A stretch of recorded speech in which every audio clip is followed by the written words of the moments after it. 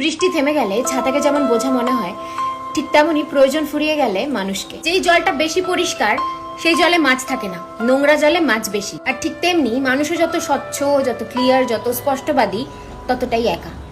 আর যে মিথ্যুক সে সবার প্রিয়। শোনো, যদি উপাস করলেই ভগবান সব থেকে খুশি হতো, তাহলে বোধহয় ভিখারিরাই সব থেকে সুখী হতো। কারণ সব থেকে বেশি খালি পেটে তো ওরাই থাকে। যে কোনো বিষ শরীরে গেলে সেটা ট্রিটমেন্ট করা যায়, কিন্তু কানে দেওয়া বিষ সেটার কোনো ট্রিটমেন্ট নেই। শকুনি মামা যদি দুর্যোধনের কানে বিষ না দিত, তাহলে মহাভারত হতো না।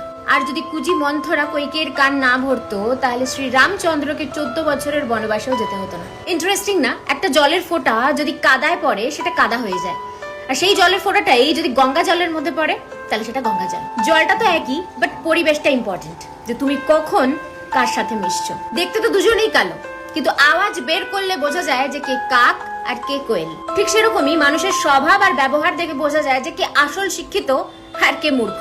যে সত্যি বলে তাকে একবার কষ্ট করে সত্যি বলতে হয়, কিন্তু যে মিথ্যে বলে তাকে বারবার বারবার মিথ্যে বলতে হয়, একটা মিথ্যে ঢাকতে আরেকটা মিথ্যে। মিথ্যে কথা বলে তুমি পরকে খুশি করতে পারবে, আপনজনদের না। আমার তো মনে হয় মাঝে মাঝে খারাপ সময়ও আসা উচিত, তাহলেই বোঝা যায় যে কে আপন আর কে তোমার আপন হওয়ার জাস্ট নাটক করে। কে বলে গো যে শিক্ষা শুধুমাত্র বই থেকে আসে?